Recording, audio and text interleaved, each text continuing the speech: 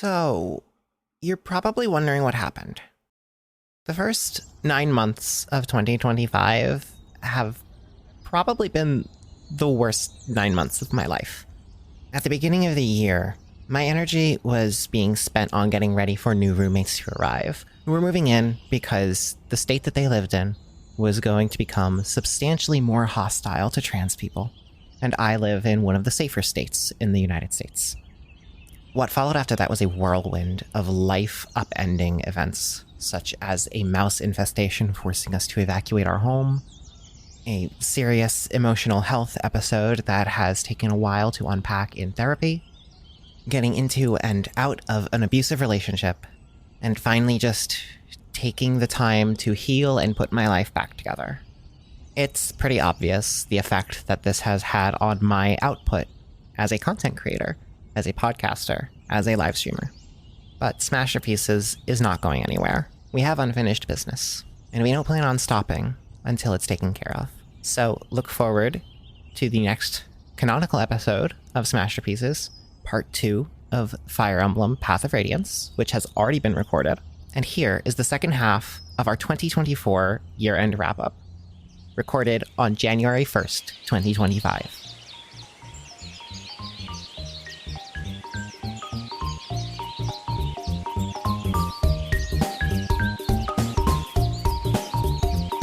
Welcome to Smashterpieces, a casual walk through the history of the Super Smash Bros. Ultimate roster. My name is Joe. And my name is Melanie. And that's as far as I'm going in the intro once again, because this is actually a continuation of our 2024 look back thing. And if you haven't listened to part 1, I don't know, go listen to part 1. I mean, you don't have to, I guess. It's not like you'll miss anything here, but... We are recording more podcast content in this span of 24 hours than we did all of last year, aren't we? That sounds about right. Not quite that much, but we're close, and that's sad. But if you didn't listen to the last episode, here's what we're doing. We stole an idea from a different, more successful podcast. No, if you didn't listen to the last part, then you should listen to the last part. Don't give them an out. This is literally part 2. I just figured it would be a good idea to make sure that people remember the format. Okay. We're going over our various top 10 experiences of 2024. It was not supposed to take this long. It sure wasn't. This was not how we planned it.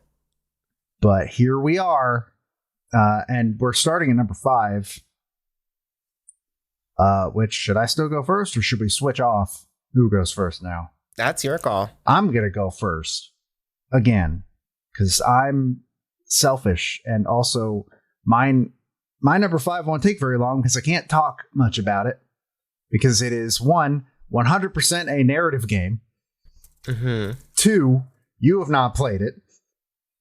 3, it's new, so a lot of people haven't played it.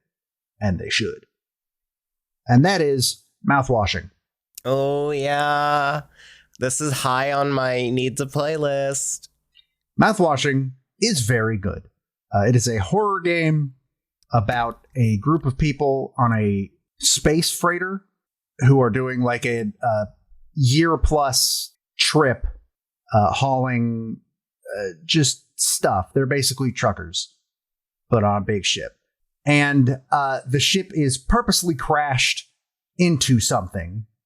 And they are stranded in space and basically trying to survive until somebody finds them. And that's the basic gist of the whole thing. I have not known like anything about the premise at all until now. Like I hear people say like a ton of like very positive things about the game, but basically nothing like about the content. I think, again, that's because it's 100% narrative, and it's really hard to talk about any of the content without it being spoilers. Because that's it. There's like a couple of puzzle sections of the game that are more gameplay heavy. One that I wouldn't call puzzle, but it is gameplay heavy. But for the most part, like, the plot is the game. That's it. Mm-hmm. I've seen some people describe it as a walking simulator. It is kind of a walking simulator. I assumed it was just full on visual novel, honestly. No, it is a walking simulator. You are Okay. walking around in a first person perspective. And its cast is really, really good. Its story is very well told. Its themes. It is a game that does the best job I've ever seen at making the most unlikable, irredeemable person I've ever seen. A big piece of shit. It is to the point where I have never seen anybody defend this person in any way, shape, or form. Oh my god. And they are the worst in a very human way, in that, like, you know somebody like this, probably. Oh no. And you, like me specifically? Everybody probably knows somebody like this. It's so good at making you just fucking hate this person.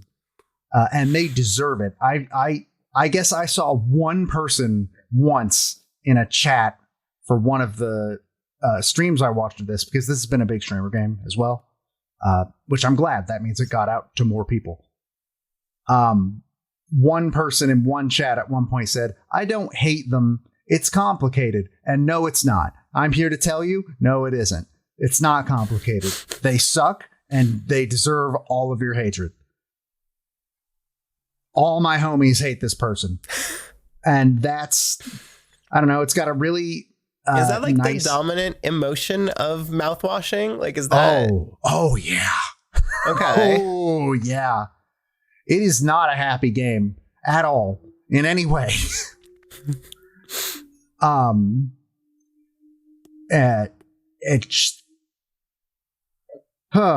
It's very, I mean, like, specifically the emotion of fuck this person. Yes. Okay. Oh yeah. And everything you learn about this person and everything that's happened on this ship just reinforces that over and over and over and over again. It's really, really well done. Mm-hmm. And definitely has deserved all of the praise that it has gotten throughout the year. It's got a nice PS1 aesthetic, graphical style. Maybe not quite PS1, but pretty close. And I will warn anybody that plays it, you're going to think your game is crashing. That's just a transition between scenes. That's an aesthetic thing. Unless your game actually crashes, which is not impossible. It didn't happen to me, but I know it happened to Wooly during one of the transitions. Okay. But the transitions purposely make it seem like the game is like crashing. Okay. It's very well done. I highly recommend Mouthwashing. If it's not even, I call it a horror game. It's not scary. There's no scary part of it. It's just, that's the closest to, there is a specific part where I'd say, yeah, this is kind of more traditional horror. There's like 3 parts, I guess, but for the most part, like, it's not scary. There aren't jump scares or anything like that. It's just the basic feeling overall. Mouthwashing is good. Everybody should play Mouthwashing. I definitely want to. So my number 5 is a movie. And this one had a lot of marketing that I don't think conveyed very clearly what the movie is actually about. It is Challengers. Joe, did you see any of the trailers for this movie? No. This is the tennis movie that has Zendaya in it. I know I've heard you mention it, but I went into a theater twice this year. Fair. Okay. And one of those times was for an anime movie that we will talk about soon that wouldn't have shown a trailer for this movie. So if you've seen a trailer for Challengers, probably the most memorable part of it is the scene where, like, the 2 lead guys are, like, in a room with Zendaya and it's getting, like, very horny. And this movie was, like, known before it was released as being, like, the movie with, like, the tennis movie with the threesome with Zendaya. And then, so the actual movie, I think, is fantastic. and it opens up before a tennis tournament where a professional tennis player, Art Donaldson, and his wife Tashi, who is played by Zendaya, are talking about how his career is like kind of not on its best right now. He has been struggling to kind of keep up his usual quality of playing. And so that like she's frustrated with how he seems to be just giving up. And so in order to kind of like start to get his confidence back, they enter him into this like no name tournament. It's like sponsored by like a tire store. It's supposed to be just like a way for him to go in, get some easy wins, and kind of get some of his game back. And then meanwhile, we look over at another professional player, Patrick Zweig, who is really down on his luck right now. We see him struggling to be able to afford a hotel room before he's entering this tournament, and he ends up sleeping in his car. He is like he's barely making ends meet, and he needs this win so that he can manage to just pay his bills. And he has just not been having a good career at all. And once he finds out that he's in the same tournament as Art Donaldson, there's like a little like spark that you see of like he's like not happy about it, but also like clearly something more specific than just, oh no, this pro player. And so the movie moves into the grand finals of the tournament of Art versus Patrick. And then we cut back years and years earlier to when Art and Patrick were best friends in school and tennis partners. And the movie is cutting back and forth between the flashbacks of back then with them and the actual match in the present day. And it is about, as it goes on to them both meeting Tashi and both of them being interested in her. But it's not just like this romance story of like a love triangle between these two friends and this girl that gets in between them. It's more about the feeling of waking up one day and realizing that the life you've been living for over a decade is so far from the life that you wanted it to be. And how that is the feeling that all three of these characters, Art, Patrick, and Tashi, are all feeling at the same time in totally different ways. And it's the story of seeing them go through their lives, all three of them up and coming tennis players that end up entangled into each other's lives, both professionally and romantically. And how everything just seems to go in these chaotic directions that leaves all of them deeply unsatisfied and unfulfilled. And how this tennis match, this random tournament at a tire store that wasn't supposed to mean anything, is now the most important moment of all of their lives for so many reasons that coalesce in so many different ways. It is a fantastic character drama. It's also a deeply horny movie. It is so horny. And I loved it. And I feel like it flew under the radar a lot. But I did a movie night with friends. I got Alex to go watch it. And I've gotten nothing but like really positive feedback that like this movie rules. So I think this is one of the better movies of the year. I'd kind of be surprised if it doesn't like pop up during awards season at all, in a way of like, it's so good. And I feel like it just didn't end up making a splash at all in ways that it really, really ought to have. And I highly, highly, highly recommend this movie. All right, I'll ask the important questions. Does anybody at any point do a twist serve? I don't know tennis that well to answer that question. Drive A. Joe, I've never watched Prince of Tennis. Drive B. Do any of them have a father who was a professional tennis player but then quit and now lives in a shrine being an asshole to his son? That anime really hurt you, didn't it? I love that fucking show. I love that show so much. Does anybody drink How juice about- that will kill them? How about you watch this movie and you tell me, like, you give me that feedback? I only have so much time in the day. If I don't know that somebody there did a twist serve, how am I supposed to dedicate my time to it?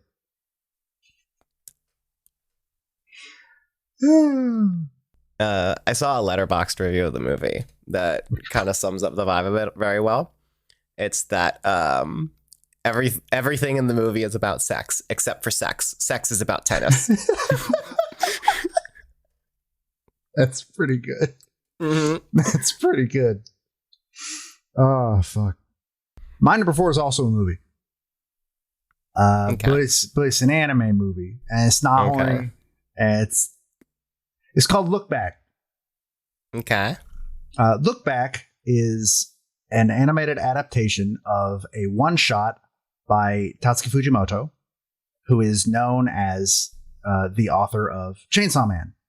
And he's done multiple one-shots over the years. I actually own physical copies of 2 of them. I own Look Back and I own Goodbye Eri. Look Back is about a girl in 3rd grade who's like the most popular kid in the class because she writes a 4-coma little comic strip for the school newspaper, and people really like it. And one day she is asked if a girl from one of the lower grades can also do a comic in the paper. She's like, yeah, all right, why not? And while her comics look like what you would expect a 3rd grader's drawings to look like, this other girl's drawings are immaculate. And she's not really writing a comic so much as she is posting like beautiful like renditions of buildings and backgrounds and landscapes and stuff.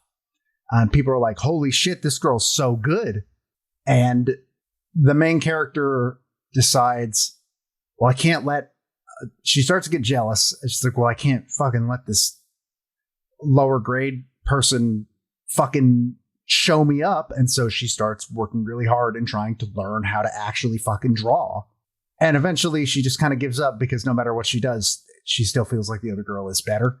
And eventually the teacher asks her to deliver some homework, or I think actually it's a graduation thing, to this other girl who has been a shut-in this entire time. She has not been coming to school. And she does so. She finds out that the girl in question is a really big fan of her 4-coma, and it's why she wanted to start drawing, and the two start working on manga together. And that's as far as I'm going to go. It is. So walking out of the theater for Look Back, the only response, the only way I could think to describe how I felt walking out of that theater was a meme image, which is the one of the horse on the beach that just says, man. Oh my God. Because that is genuinely like, when I drive anywhere, I have to have music going. Have to. I drove home in silence after watching this movie. It is very short. It's like, I think, barely over an hour long. I'm looking at it on Letterboxd right now. It's only 58 minutes. Oh yeah, so it's barely an hour. Yeah. Like not even. It's very short. I don't know what else to say about it. It is this I have really... heard it recommended from a couple different angles that I like normally don't hear anime talked about from. So like I'm looking at the Letterboxd reviews. I see Patrick Willems, who is like a film YouTuber. I see Chris Diggins from the Mostly Nitpicking podcast. I see like a couple people that are like, normally they're not the ones that I expect to see talking about anime, and like they are speaking very highly of this. So and it's this really, really good sort of depiction of sort of the creative and collaborative process, and how that can sort of the things that, the good and bad things that come to light when that collaboration sort of, the two egos sort of meet. I don't know how else to describe that, but that sounded right in my head. The last shot of that movie, I think, is one that I think about like every week still, at least once a week. And it's not even that complicated of a shot. Like, it's not even that beautiful or anything of a shot. It's just what it means, I guess. And also, this has nothing to do with the quality of the movie, but props to them for making sure that it still looked like a Tatsuki Fujimoto story. Mm-hmm. Fujimoto has a very, very, very particular look for people. Mm-hmm. Yeah. Which is, he is very not afraid to make them make the ugliest expressions humanly fucking possible. And there's also like little nods to him as well. Like, eventually there is a serialized manga that is involved, and it's called Shark Punch, which is a reference to Tatsuki Fujimoto's first serialized manga, Fire Punch. And then when it shows like the volumes on a shelf, they are designed to look like the Chainsaw Man volumes. And I found that to be a really nice detail. And yeah, people just, they look tired and ugly and like they look like Fujimoto art. Mm-hmm. And it's just very, I'll have to make sure that I see this one. Yeah, I don't know what else to say about it other than like, man, it hits like even I knew what was coming throughout the entire thing because I had read the one shot beforehand. So I already knew the whole story. Still hit me like a truck. Yeah. Ooh. So that sounds really good. It's extremely good. Even if you are not super interested in like anime or anything like that, I highly recommend Look Back if you have any opportunity to see it in any way. 100%. I give that a shining review and a shining recommendation. Mm-hmm. And I keep listening to the credits song, even though it makes me emotional now. My number 4. This is a music album. And this is going to be an odd one to talk about, I think, because things might get a little heavy for a second. So first, an understanding of my history with music. I was not raised with any particular focus on like how to be someone that listens to music. Like, my parents never passed any musical taste on to me, and so it never like really was part of my life in a way that like I had never really just sat down and listened to a music album before. And this is the first one that I ever did. Until now, like my music tastes have exclusively been individual songs that I've picked up over the years. And so this one is Rise and Fall of a Midwest Princess by Chappell Roan. And Chappell Roan is an openly queer musician, one of the most like openly queer artists that we have right now. And I had managed to not hear about her until like the summer of this year, was not even on my radar. And then in November, when I went to Florida, and I was like on the bus from the airport and everything, I was just like, okay, this is gonna be like an hour before I get to the hotel. And I had like been seeing talk about Chappell Roan like on Twitter and stuff. So I was like, okay, I'm gonna like give this a try. And so I managed to sit down and actually listen to the whole album. And it was a magnificent experience for me. Because number one, I never really thought of myself as someone that like could get into the kind of sound that she has. Like, she is kind of a pop artist. And a lot, and like the album opens with like a very like campy song that's very much about just like, you know, it's kind of silly and just like very prideful about, you know, being queer, being a lesbian and stuff like that. And there are a lot of really good songs in this album. If you've heard of one, you've probably heard of Hot to Go. It's definitely her most popular song from the album, and it's good. I don't mind it. It's not one of my favorites because it's like her least gay song. So, and that's probably why it's so popular, because the straights like it. But there's songs on here like Pink Pony Club, probably her second most known song, which is just about the emotional fulfillment of what it is like to be able to express a queer identity while still holding on to and caring about the other parts of your life that might even be in conflict with that. There's Coffee, which is a slower song about the difficult emotions and the longing that you feel while trying to just be in the same room as an ex, and how you know that maybe you're not going to be able to handle that.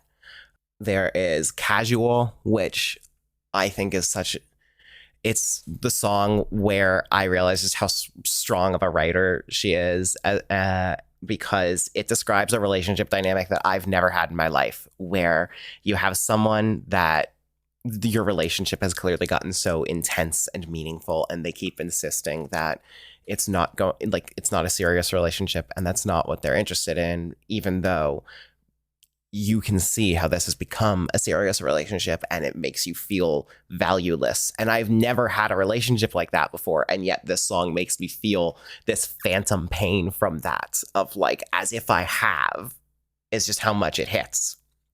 But the song that I would describe as meaning the most to me, it's the second song on the album, and it is called Red Wine Supernova.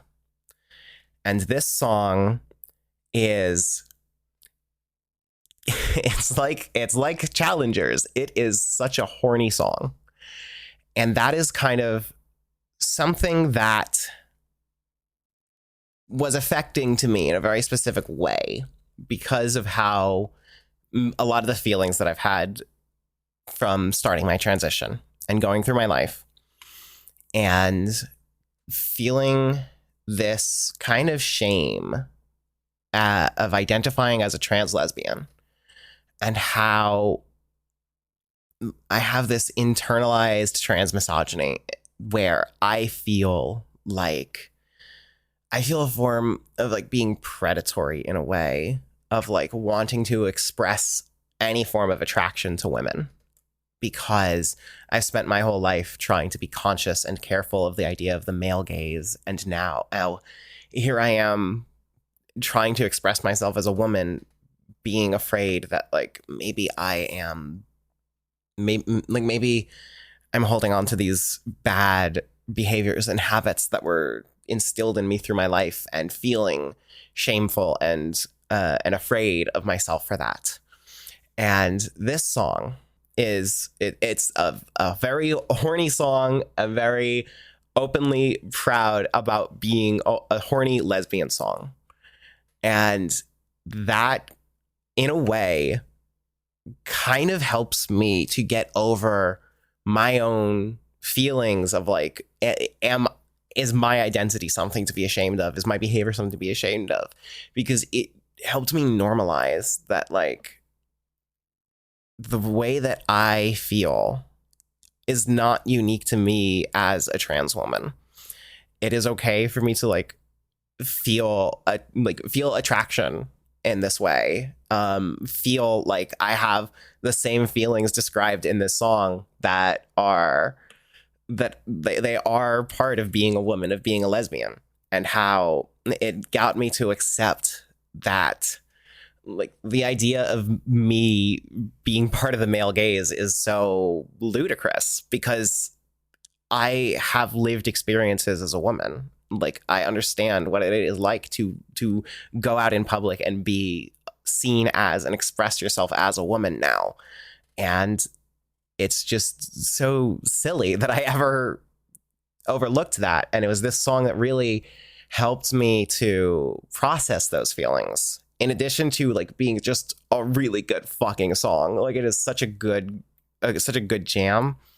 And like, I was kind of like at first half paying attention to the album the first time I was listening to it. And then there was this one line in the song that woke me the fuck up where she is talking about like bringing this girl back to her house. And it has the line, "I heard you like magic. I've got a wand and a rabbit."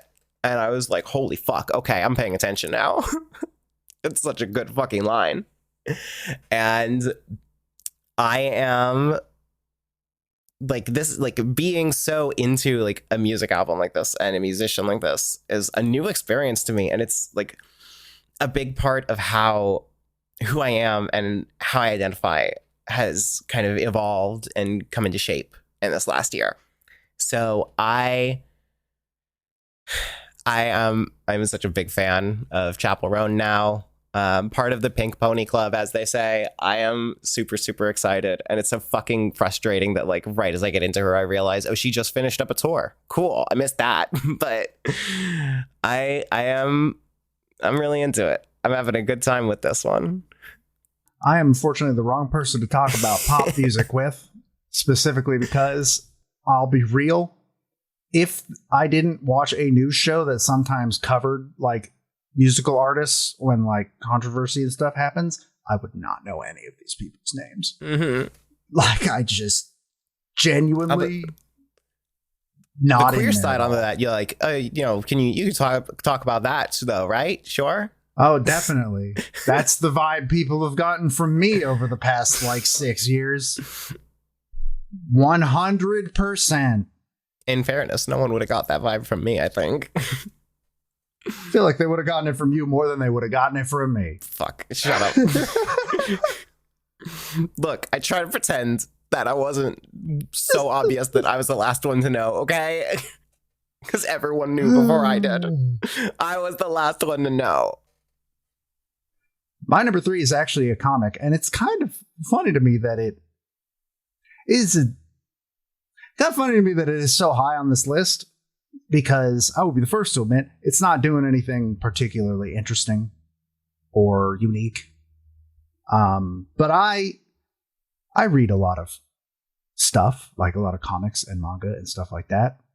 And sometimes I just latch onto one for a while. And this was one of those times. It is a manhwa called Doridosim. I don't think I've heard of this.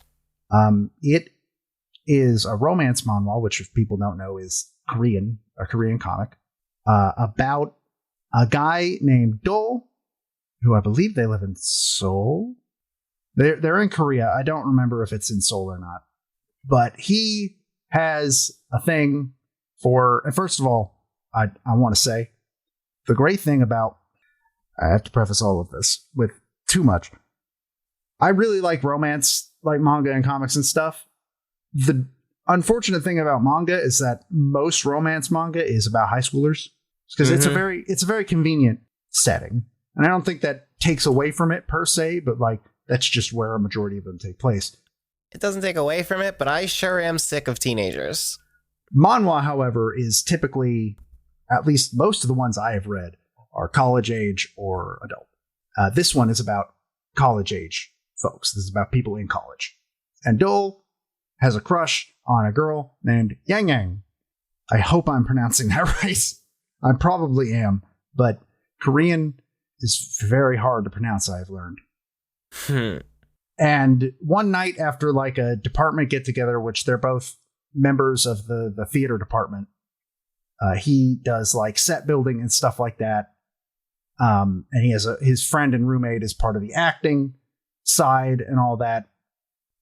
One night after a department get together, he decides, fuck it, I'm going to ask her out. I'm going to do it right now. And he walks up to her while she's outside of the bathroom, because of course he fucking does. And he turns around with his back to her and he starts talking. And he says, hey, I really like you. Will you go out with me? And when he turns around, Yang Yang is not the one standing there, but her best friend, Dosim, is standing there. And Dosim is one of the most popular girls in the department. She's very pretty. She's extremely nice to everybody. She's just generally a really nice person to be around. And Dole does not like her. And I don't mean does not have any romantic feelings towards her. I mean dislikes her as a person. Because he believes, due to traumatic experiences with a girl when he was in high school, he believes that that is all an act.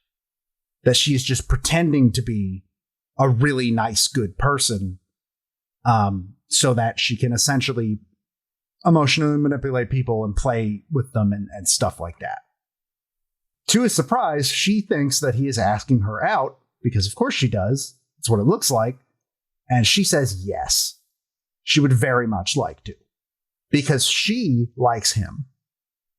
And thus begins a series of events where at first it is Dole trying really hard to I gotta find a way to break up with her, but I don't want to make her mad, but I don't want to I don't want to hurt anybody's feelings, and this is an embarrassing mistake, and she does not know at any point, and he continues thinking I've got to figure out a way to say that this was a mistake.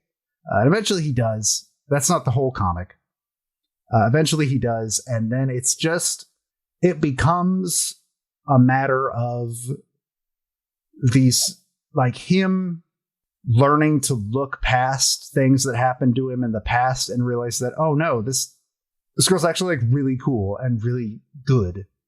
And I might actually have feelings for this girl. And it's very cute. I think there's a plot thread near the end that very much feels a bit too much oh, we got to stir up some drama. We got to put some drama in there, which I'm not a huge fan of, but it doesn't ruin anything. And the reason it ends up on number 3 is because I read this comic in one sitting. Okay. How many chapters is it? Let's go find out. It is 79 chapters. Sometimes you just have a manic spree like that where it's oh, this is immediately clicking. I mean, nothing is ever going to beat my 4 laps through Kimi ni Todoke, but 4 consecutive laps, I might add. But yeah, this one was I picked it up because it's one of those ones where you see an ad for it on Instagram or some shit, because it's one of those ones that's on those sites that do all the porn manhwa. This is not porn, by the way. That is actually important for me to specify, because most manhwa, romance manhwa is. This is not. This is entirely not that. It's PG. Well, PG-13, I guess. I don't know. Somewhere in there. And it's just very cute. It's very nice. The art's really nice. And yeah, I picked it up because I saw it in an ad. And then I read 79 chapters of it over the course of 4 hours nonstop up till 3 o'clock in the morning doing it. Mm-hmm. So if you're in the mood for a romance comic, for whatever reason, it also does one thing that I really like, which is one of the B plots is about one character developing feelings for another character. And that B plot ends in a way that not many of them ever do, which is they don't get together because the other person doesn't reciprocate those feelings at all. Mm. Which is not something you very often see. No. So I like it. It is called Dori Dosim. It's cute. It's very cute romance that I really latched onto this year, and I had a good time with it. It was nice. It sounds nice. I can't say that I think it's something that I'm personally interested in, because I have found that I am far less interested in romance that isn't queer now. far less. But it sounds like a quality one. So, my number 3 is a video game, and this is Lock Digital, which, Joe, you played the demo for on the Steam Fest, so you have a little bit of experience with this. So I still sometimes think about the time when we did the dailies on stream. Shut the fuck up. And the one that took you 5 minutes took me 20 seconds. I've beaten the creator of the game now. It was really cool. I hold that as a point of pride. So I should give an ethical disclaimer that Lock Digital is published by Draknek and Friends, and what the producer at Draknek and Friends is our friend Saran, and also I am currently working freelance as their paid podcast editor. So I may have a bit of a financial stake in this publisher now. So I should put that out there. Lock Digital is kind of a word searchy puzzle game kind of thing, where so you get like this word search grid that is just a bunch of total nonsense. It looks very similar. It looks kind of similar to, just look wise, looks kind of similar to the layout of a crossword. A little bit, yeah. And so lock, L-O-K, is the first keyword that you learn. And I'm not gonna be able to say a lot about this game, because to say anything about it is to spoil it, really. But so the first word that you learn is lock, L-O-K. And what lock does is, when you find it in the word search, first of all, anytime you find a word in the word search, it blacks out the word that you found. And then for lock specifically, you then get to block out one other tile on the board, any other tile. And once tiles have been blacked out, they effectively no longer exist. So if you have tiles that are on either end of the ones that are blacked out that could form a word, they now count as being adjacent to each other. So the puzzle is in trying to find the correct letters and spaces and everything to black out in the correct order, so that you can fill out the entire board. And so lock is the first word that you learn. Then you learn tlak, T-L-A-K, which allows you to black out two adjacent tiles. And it goes on from there. There are many more keywords, many more words, or many more rules. And this game gets so intensely mind-bending that I have described it as a horror game, because you learn a new rule and you're just like, how the fuck am I going to get my head to wrap around that? And like, I got Soul to play it, and Soul has now 100%ed it. She loves it. And man, it must be nice to have Soul play games that you give her. Yeah. And I got her to like sit down in a call as she was doing one of like the end game areas. So some of like the harder puzzles that have some of the end game rules. And there is one puzzle in particular where she gets to it and she just kind of like screams, which was exactly my reaction when I got to that puzzle, because that's just how fucked up it is. This game is so good. And there are also the daily puzzles, which are generated automatically, so, or like procedurally generated by the game itself. So like the game's creators are also playing, and I have beaten like the creator of the original Lock book, because Lock was originally like a pen and paper book that you could buy and solve the puzzles in there, and now it's a video game form. And like the writer of that book, I've beaten him in puzzles like every couple days. I beat him in a couple of puzzles, so you know, I am the Lock now. There's so little I can say in specifics because I don't want to spoil the game, but like, this is an incredible puzzle game, and it snuck in right at the end of the year. So it originally was not on my list at all, and then just suddenly like it hit, and I was like, oh my god, this rules. This is like actually really good.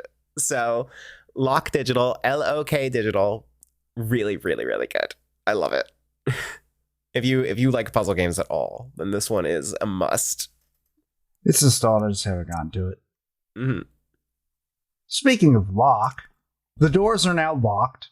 I'm not stuck in here with you, you're stuck in here with me, because number 2 is Hololive in 2024. Welcome to hell. All right, go ahead. In particular, 3 things. The first being the debut of the 4th English generation Justice, which consists of Elizabeth Rose Bloodflame, which is the most edgelord name they have, and I love it, who is English, and most of them are European. That's one of the neat parts about this. Mm-hmm. We only had one European member of Hololive up to this point. It's Euro Hololive. Pretty much. One of them's American, so it's not entirely Euro, but it's basically European. Liz is she's kind of a goofball. She's extremely good at vocal impressions. Oh my fucking god. During her debut, she did a tiny skit of Callie and Kiara, and she sounded exactly like them. It was kind of frightening. She's extremely good at vocal impressions.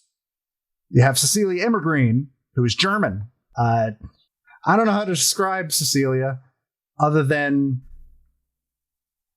part of her debut was driving chat somewhere, then saying, by the way, I don't have my license, and then fucking rolling the car off a cliff. And that's essentially the vibe that she has carried throughout everything from there. She also plays violin, and she's very, very good at it. Her character is an automaton. So obviously for her debut, she played along to a Nier Automata song, as is required by law. You have Laura Pantera, who is Italian, and she is an artist. She's another artist. And she also is just very sweet. Chat was calling her mama within like a month, and not in a creepy way, which is interesting. I don't know if there is a totally non-creepy way for VTuber fans to do that, if I'm being real. When they're Italian, I think it's fine. I mean, it's just an Italian thing. And then you have... Are those fans Italian? No, but she is. Okay. And she seems to be perfectly fine with it. And then you have Gigi Murin, who's American. And she's the one that I really want to talk about because she might be the most outgoing member of Hololive, period. Everybody that she has ever... She's Gura times 5 in terms of gremlin personality. And everybody that I've seen her collab with, she plays off of them perfectly. She might be one of the best collab partners in the company right now, period. She is extremely funny. She is very... I don't know how to describe her, but every time I see her collabing with anybody, like she just finished up a playthrough of Silent Hill 2 with Fauna, and it was fucking incredible. It was fantastic. Even though she does not do horror games very well, Cecilia tried to get her to play Visage for half an hour, and 25 minutes of that was her paralyzed in fear. Oh my God. Like afraid of literally anything showing up on... At one point, she's standing in a bathroom and she turns and sees a hairdryer and she screams, just like, oh, it's just a hairdryer. And like has to real screams, like genuinely terrified of going anywhere in this game. It was very funny, actually. Which leads into the second thing, which is there were two very big all company collabs. Well, sort of all. One was all company. The other was all English, which was the first one being Enigmatic Recollection, which was a Minecraft RP on a custom server. And that sounds cringe as shit because it's Minecraft RP. Kill the part of you that worries about cringe. That's what I have to say. The basic gist of it is every member of Hololive English was isekai'd into this world without any of their memories of who they are, and they played along with that completely. It had dungeons that they built based on all 5 members of Myth. So, like, Gura's was a really nice-looking Atlantis dungeon. Kiara's was like a fucking volcano that had this massive fucking phoenix statue that made Gura intensely jealous when she saw it because her dungeon didn't have anything like that. Ina's had a sanity mechanic and was like a library. What the fuck? They were all really, really neat dungeons and like built entirely in Minecraft. And all of them had like a custom weapon to have to do with their character that was modded into the game. And they all played along with the story. Liz even went so far as to like sometimes mute her mic because they had proximity voice chat for this entire thing. I do like proximity voice chat. She would sometimes mute her mic and turn on reverb and start doing her inner monologue as her character, which was, That's a good bit. That's a really good bit. She was a knight who wanted to make sure that some of the heretics and witches in the world were destroyed. And of course, Narissa is a witch. And like one of the big things that has happened since Liz's debut is that those two are shipped heavily. And they lean into that shit. So that happened. There was even Fauna started a lottery, opened a store and started a lottery called Fauna Mart, which then the joke became Fauna Mart's a scam. It's just a scam. She's scamming them. It's just a scam. And meanwhile, Mokoko apparently became completely. These names mean nothing to most people listening. Just like half of them don't even mean anything to me anymore. She basically went on an entire arc of I have to buy all the lottery tickets I can. I have to buy all of them. At one point, she owned like hundreds of them. This is still Minecraft, right? This is a Minecraft RP. It was really good, like surprisingly really fun. I didn't think I'd like it as much as I did. With the last big thing being that Gigi and Amelia had a little subplot where they got married. Gigi was Amelia's husband and Amelia was Gigi's wife. And the thing with all of the dungeons is that at the end of the dungeon, the myth character that dungeon was based on gets their memories back and realizes who they actually are. And this whole thing had been done between Gigi and Amelia where Gigi referred to Amelia as her pearl, my pearl. And after they did the Amelia dungeon, Gigi walked up to Amelia and said, my pearl, how are you? With Amelia saying, do I know you?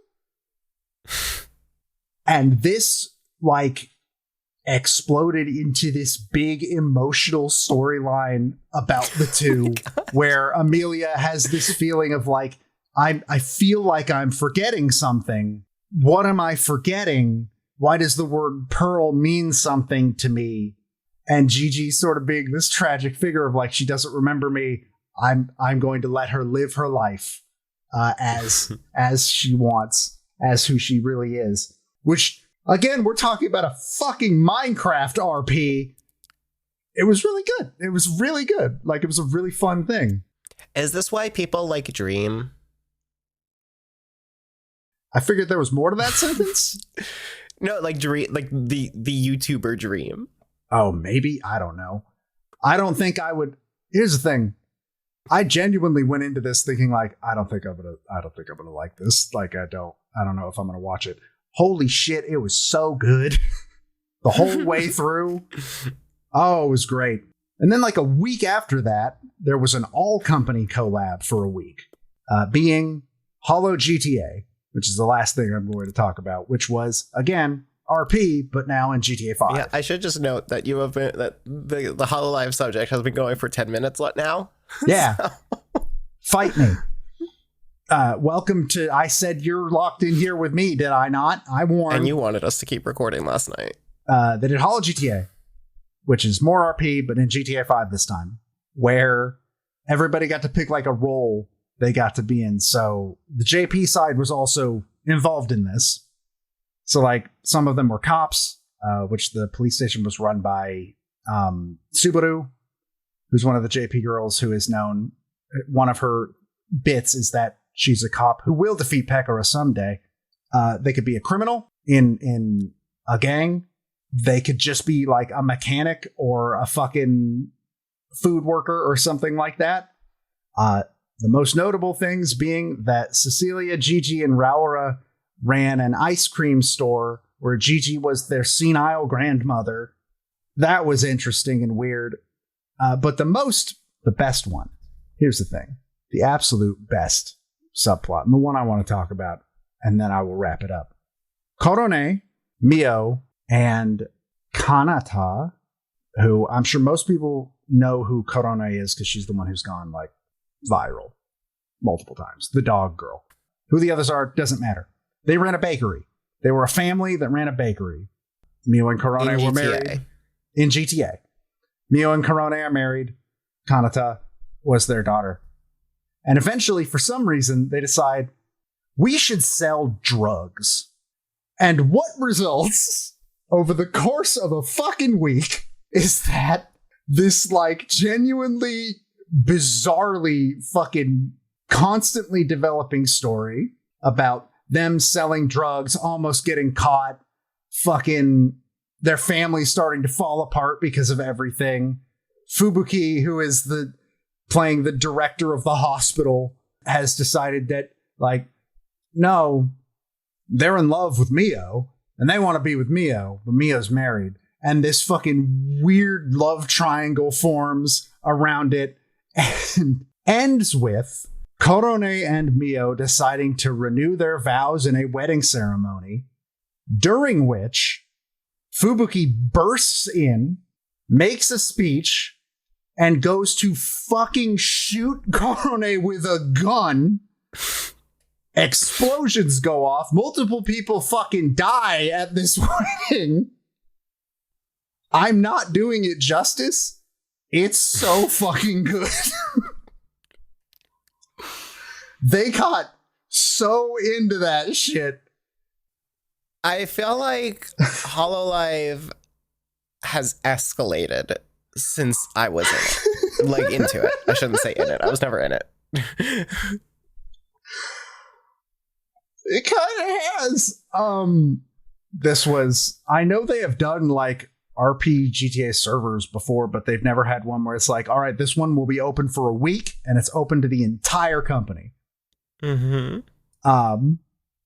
It's just like little moments, like Ina buying this tiny little car that she called her Peanut. That was a 3-wheeler that she could bear. It was a clown car. It was basically a fucking clown car, and that was her car for the entire week. Or Crony hitting Renee's bike and going on the run from the cops for like 4 hours. And again, the cops are people, like our other members of Hololive. It was fucking fantastic. It's my favorite thing to have happened this entire year. There are clip compilations all over of some of the best moments. What is the process of watching this? Like, do you just need to like see all of these like multiple hour streams? For the JP side, it's watch compilations because I can't speak Japanese. And it's mostly just compilations after the fact. I did watch some streams live, but like everybody had their own storylines and shit that just naturally evolved out of what they were doing. So no matter who you were watching, you were going to get some of that. And it was very, very funny. I highly recommend people look up compilations of it, even if you're not into like VTubers or anything like that. Especially the Korone drug ring saga, which was a ton of fun. It was great. It's one of my favorite things to happen the entire year. And thank you. I will unlock the doors now. You are free. That was 15 minutes. I don't know what you expected the instant Hololive came up. So like, how many hours would you say you watched of like just the GTA thing? Oh, I don't think it was a significant amount. Because most of the time when I'm putting on a Hololive what do you define stream, as a significant amount? I mean, it was maybe 10 hours total at most. Okay. That's like one video game. I mainly put on streams while I'm doing other stuff. Like they're like when I'm cross stitching or something like that. So, in terms of compilations though, I looked up a lot of those after the fact. Cause again, they cut out a lot of the chaff and it's just, you get to see these storylines develop over time. And it is just very, very good. Mm-hmm. So, when are we on number 2? My number 2 is a video game. And I'll tell you now, my number 1 is not a video game. So I guess you could say this is my game of the year. It is a video game made specifically for me. It is Sonic X Shadow Generations. Yeah, I had a feeling this was coming eventually. Of course it is. I care so much about Shadow the Hedgehog. It cares so much. And so here's the thing. Obviously, made very specifically for me. Like, it's got Shadow. It's got Maria. It's got Gerald Robotnik. It's got Black Doom. All of it. It's got Mephiles the Dark. Everything's there. And it's all for me. Like, it goes all in.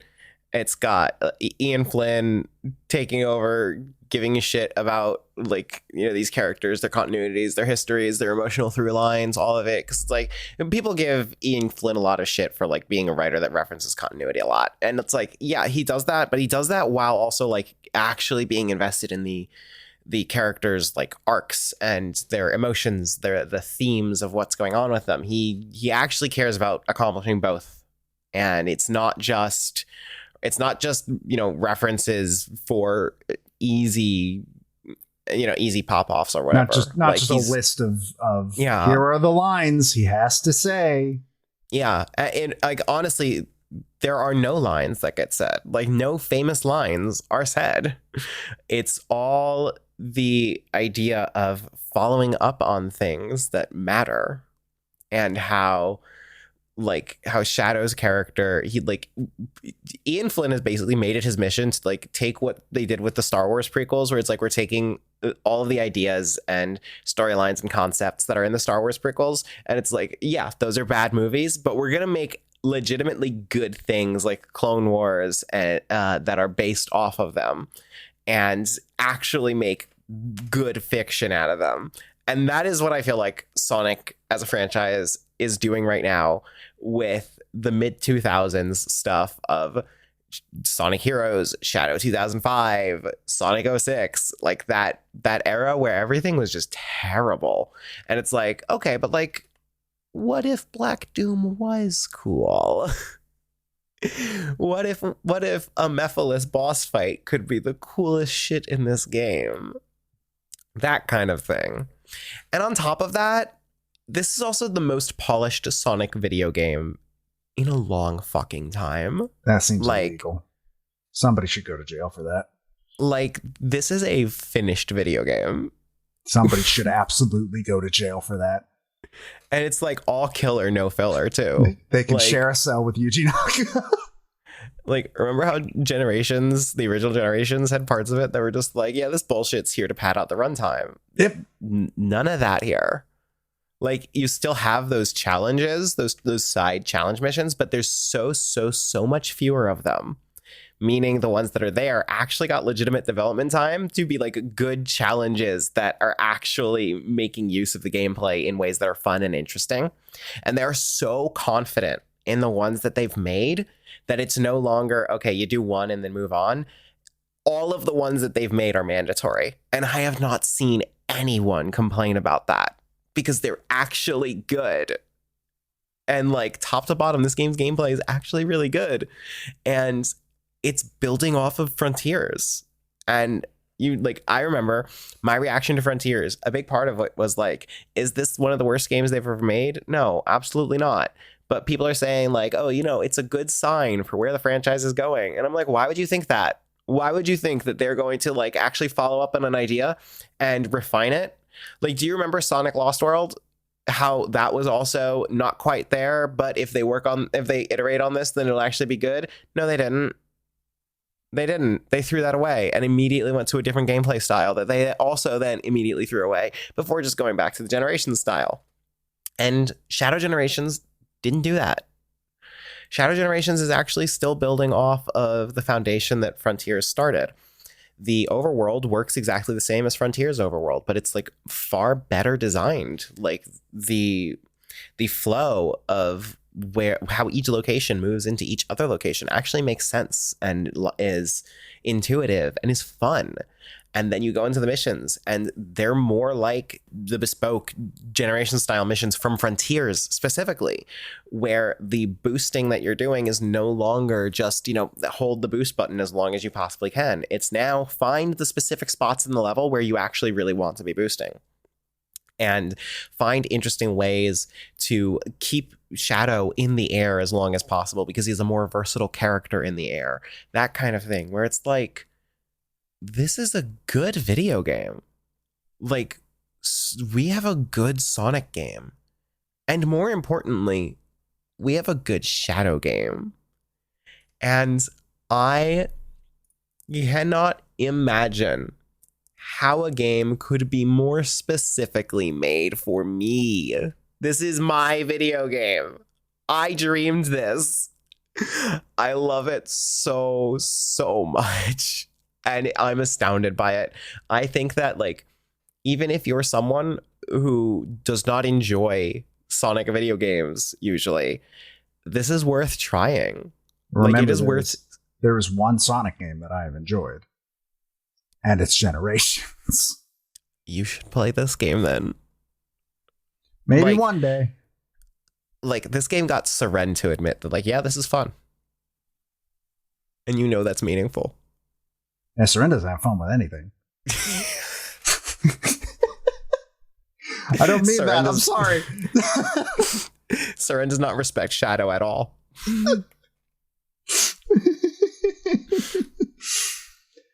Yeah, And you know, GX from over in the NWR Discord, big Sonic fan. You know, he's ended up in our stream chats a lot. He's ended up on Mario Party Monthly now and then.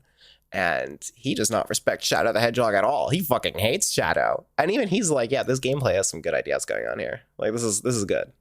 And he, like me, didn't like Frontiers either. So it's like this game's just kind of incredible. I love it. It's my favorite video game of the year. It means so much to me. And it gives me Shadow the Hedgehog. It gives me everything that I ever wanted out of him.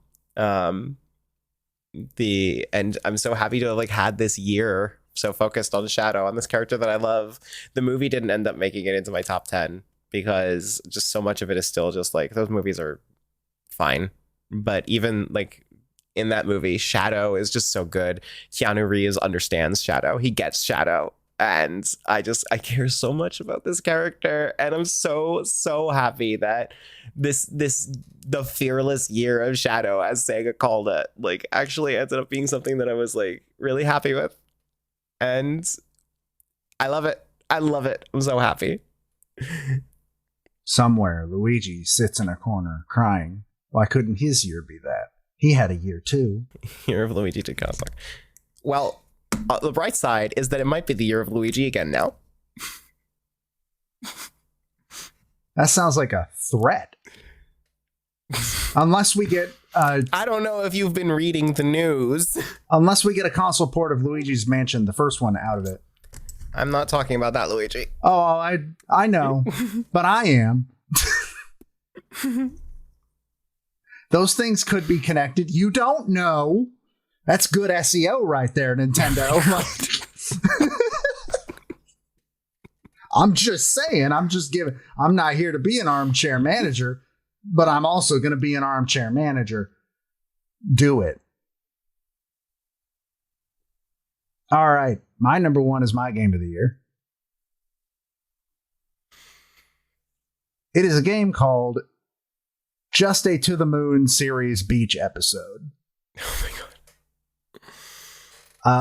Which, on its face, sounds goofy as shit. And for a lot of it, it is kind of goofy as shit. It's a game about Neil and Eva from the To the Moon franchise, from the To the Moon trilogy, I should say. It's not really a franchise, it's a trilogy. As well as two other members of the same company that were introduced in Finding Paradise, all going to have a beach vacation. And at that beach, for some reason, is River and Johnny from To the Moon, Colin and Sophia and Faye from Finding Paradise, and Quincy and Linry from Imposter Factory. Most of these characters are dead, canonically. So that's your first sign that something goofy is going on. But it presents itself as like, this is just a side funny thing. We wanted to make some mini games and stuff for this beach episode, and it's just fun. It's just a fun time.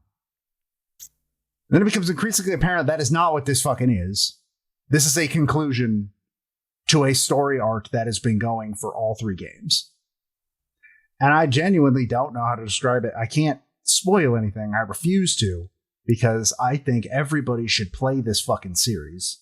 To the Moon has always been something that meant a lot to you. Like, very clearly. It is a series that really, really hones in on themes of like grieving and mourning and accepting the finality of life, and how you're probably not going to get everything done you wanted to get before you're gone, and how maybe that's fine, maybe that's okay. As well as other themes that the various different games cover as well. But there's always been this subplot between Neil and Eva that is only sort of this thing told on the side for all of the games. And then it all comes together in this one really, really well. To the point where there's a part in one of the previous games that our friend DQP, they didn't really dig it. And then that is addressed in this game, which completely it all comes together, which completely turned around their entire feeling about that thing in the previous game. For various reasons, I will never uninstall this game. This game will be on my computer until I die. Until it dies, I guess. It'll probably go first, statistically. But not guaranteed, but probably.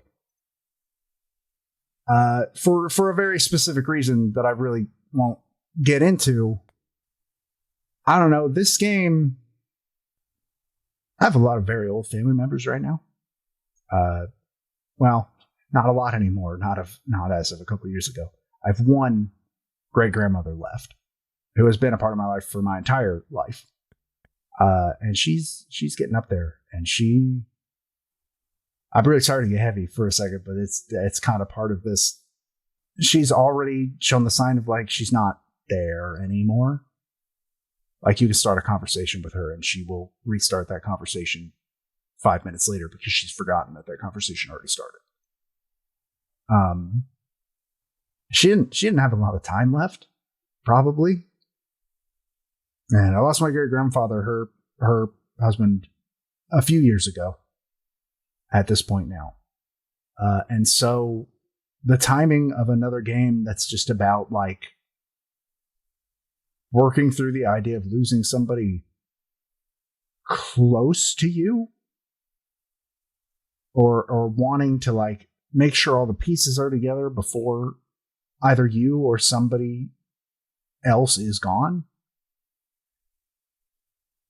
This series has always been like the best example of being able to sort of put that into words and put that feeling into practice.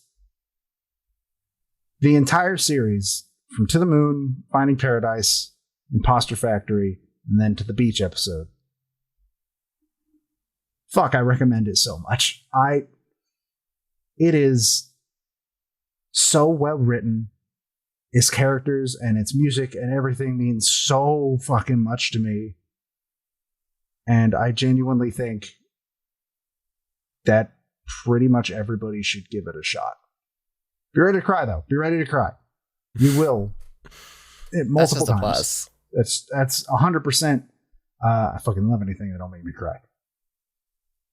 Absolutely. Yeah. It sounds incredible.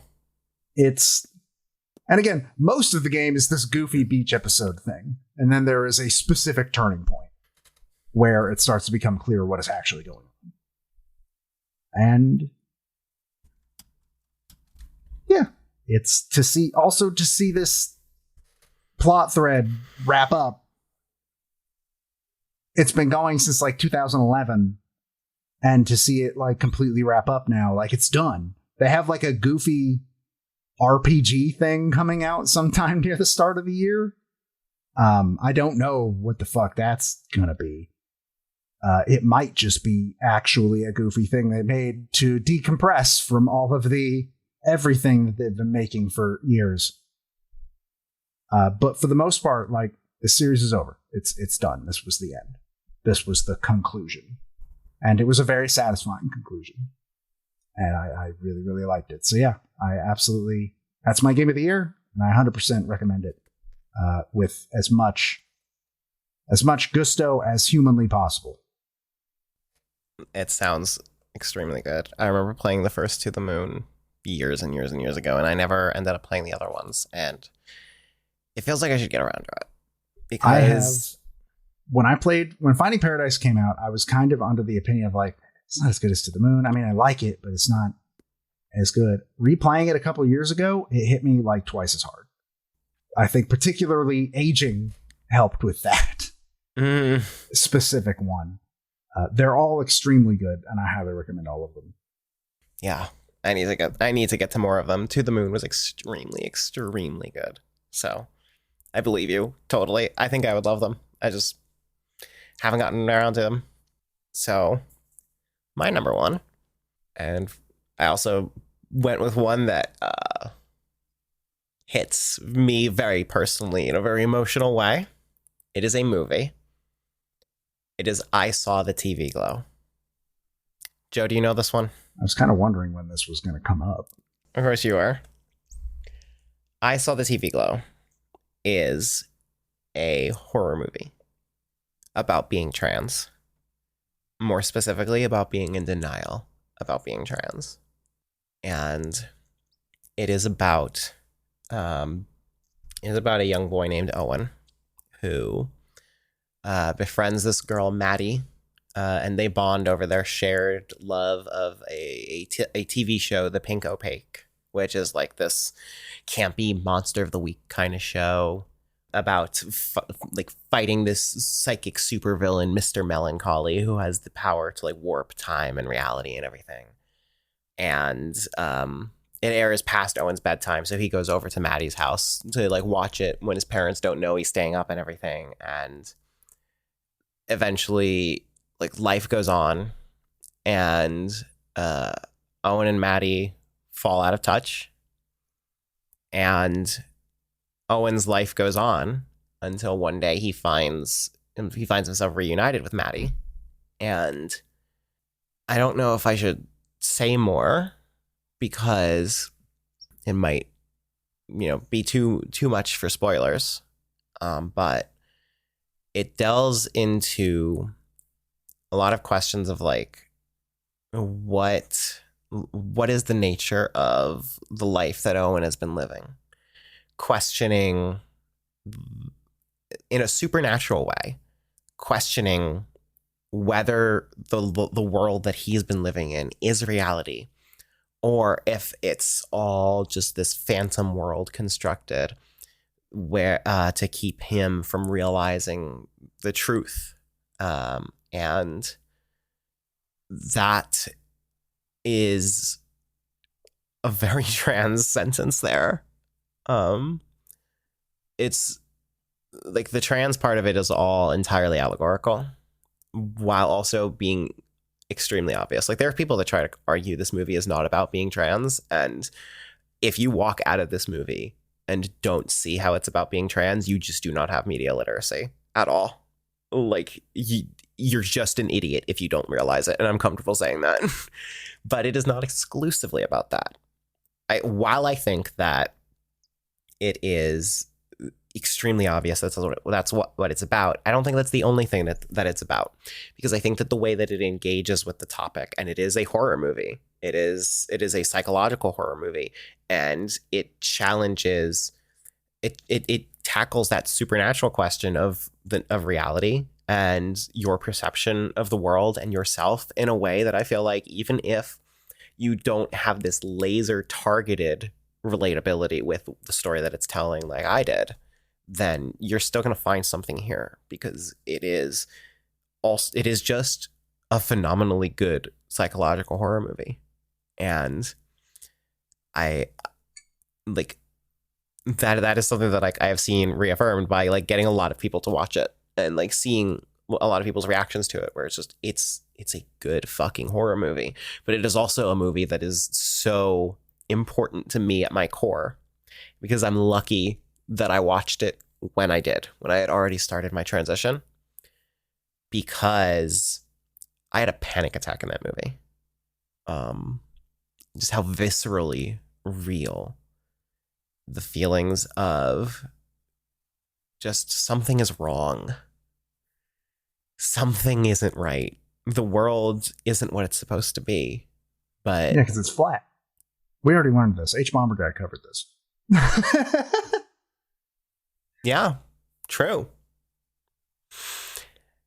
But it's about how, like, just this feeling that just, how can no one around you feel that something's wrong? No one else seems to believe that anything's wrong. And you start to feel like maybe you're the one that's wrong, that you're just not fitting in correctly. And eventually just that pain of how you can't seem to reconcile your perception of everything with what appears to be reality, where all you can do at a certain point is just scream. And how you just can't keep going like that. And maybe you make the decision that you have to keep going like that because you're too afraid of what the alternative means. And I had a panic attack in that movie, realizing how close the horror of it was to being my life, and how a lot of that horror was my life. And I go on to like Letterboxd and like Reddit discussions and see people saying that like this movie is how they realize that they're trans, and how they realize that they have to transition, they have to do this, they have to go through with this, because of how horrifying it is thinking of living the rest of our lives wrong without ever really managing to cross that boundary into what reality should be. And I think that this movie does such an incredibly good job of conveying it, that if, as a cis person, you've ever wondered what it feels like to be trans, this movie is what it feels like. This movie is going to convey exactly how it feels. Just be careful watching it if you're not really sure about yourself, because I feel like it's an info hazard. It's like it's dangerous to watch, because it could end up being like a firm before after point in your life, but it's so incredibly good. It captures that feeling so well in a way that I've never seen before. I can't imagine how I would have felt if I hadn't already started my transition when I saw it. It already tore me down. I think it would have destroyed me. And it's so phenomenally good. And it's not going to get the recognition that it deserves in awards season, because I think it's too queer, first of all. And it's a horror movie. Horror movies never get recognition. The horror movies never get nominated by awards. Horror anything. We learned that even with the fucking Game Awards. Like Silent Hill 2 should have been up for Game of the Year. Horror movies are never going to get the recognition that they deserve. And this one is incredible. It is the best movie I saw this year. It is one of the best movies I've seen in a long time. And I cannot imagine the insane timing of watching it at this specific point of my life.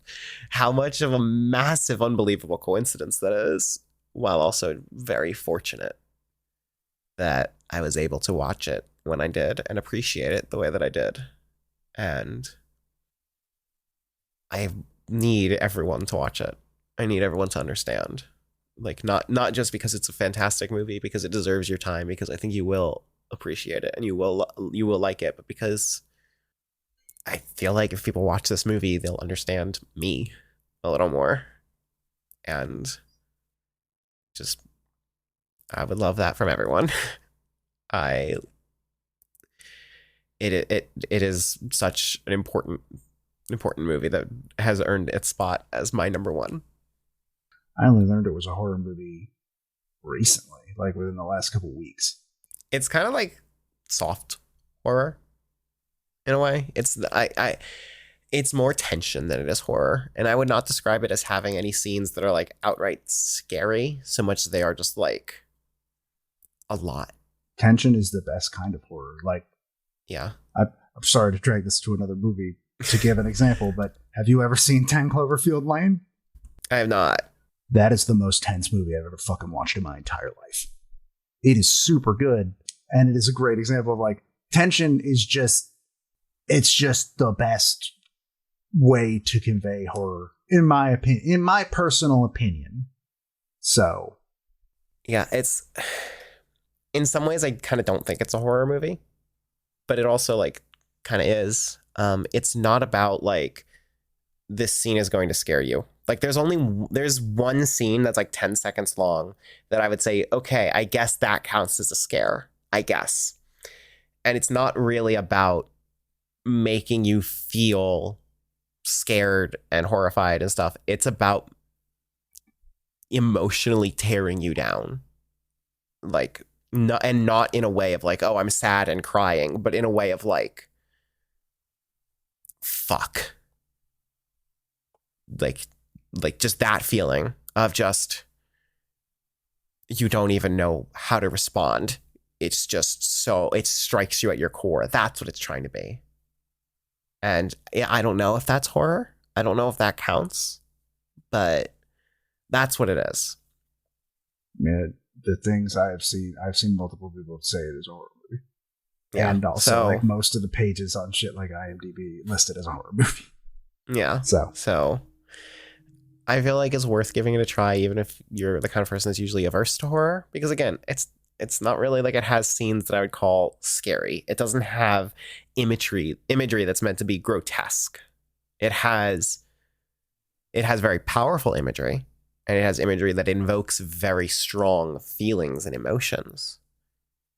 But it's not like there's no scene in the movie where it's like you're gonna have to like look away from the screen because it's like too intense or gory or anything. There's no gore. It's not that kind of movie. It's just a movie about your worst social fears, your worst fears about who you are, the fears that your anxiety speaks to you in your lowest moments. That kind of thing. It's an uncomfortable movie, not a scary movie. Except unless you're trans, then it's fucking horrifying because you're like, oh my fucking God, that could have been me. Or maybe will be me. They can't see it, but I gave a thumbs up. Yeah. Now that we've both done our heavy ones, that wraps it up. Hey, maybe next year we do 5. I don't understand how Versus Walls kept I checked, like you could say Versus Walls is a 4-hour podcast. I checked, they started doing theirs like 2 hours into that episode. I have no idea either. Maybe next year we do 5. Or we cut out the honorable mentions, because the honorable mentions, we effectively made this like 17, like more than 17 actually. Essentially, but that was only an hour total, which is still a lot, but you know. But I do I like this idea a lot. I want to keep doing it. I did 5 feels so limiting, but like, I don't know. Now, I mean, maybe now that we know how fucking long this took, we could like plan it better. Do it at like noon instead of like starting at 7 and going until bedtime. That doesn't seem like us. That doesn't seem right. It sounds like me now. I get up at 7 now. That's disgusting. Now, recommend or die. Recommend or die to fucking play mouthwashing. That's my recommend or die. Fucking go play mouthwashing. It's for you and for everybody else. I will. Yeah. And go play the To the Moon series. I get 2 because I said so. Go watch. I saw the TV glow. And look back. Just everything that was on both lists. Just like, go ahead and fucking... That's your homework. I expect to hear back in a month. Mm-hmm. Everybody over on Blue Sky, which we are on at smashterpieces.bsky.social. But you should follow us. We have like no followers. I'm Sapphire Senatrix. And I'm String Pixel. And Smashterpieces is not posting on Twitter anymore. It's just not. I'm not posting on Twitter anymore either. I still use Twitter to like art, but I don't post on it anymore. If you want to hear from any of us, Blue Sky is the place to go. So you should do that. And especially follow the show, because again, the show has like 10 followers, and that is a little bit depressing. That's a shot to me specifically. Maybe if we were putting out content. That I don't see why that would affect anything. And with that, real quick, do you have anything very briefly that you're looking forward to next year that's coming out or anything? Fuck, man. I just spent so much time looking back. How am I supposed to look forward right now? Oh my god. By turning around. Fuck you. Metroid Prime 4 this year, I guess. Monster Hunter Wilds. Majima's going to be a pirate. Mm-hmm. I'm really looking forward to Unbeatable. That's coming out this year. It's a rhythm game where you should try it because there's a demo on Steam that is free and very good. Unbeatable. And it is like it's a beat. Yeah. It's very, very good. And I'm really looking forward to the full game. I don't see a demo, but I'll wishlist it. It's called Unbeatable White Label is what you're looking for specifically. Oh, there's more than one Unbeatable. It is presented as it is posted as a game itself, but it's a demo. Okay. I'm also looking forward to the Demon Turf sequel, Demon Tides, because it looks really rad and nice. So yeah, I got a good amount of games that I'm looking forward to next year. And maybe a movie. I don't know. I can't think of one off the top of my head, but statistically, there's something in there. This might be the year DC gets good. Maybe. I probably still will go to see it. Not because of James anything Gunn. personal, just because I don't see movies anymore. I don't watch movies. I don't do things. You should do things, you know. My brain disagrees, but you know. Okay. Well, with that, go to Blue Sky. Hopefully, soon we have another part of Path of Radiance coming out, part 2. I want to try and get it out before the end of January, but I'm not making any promises. Fucking luck. I'm not making any promises. Yeah, how far are you? I haven't gone back yet. I assume that's going to change by the time this releases, but Probably. it is currently Hopefully. January. It is currently January 1st. So, yeah. All right, kids. Y'all have a great day. Make sure you tip your waiters and waitresses and spay and neuter your pets. Bye.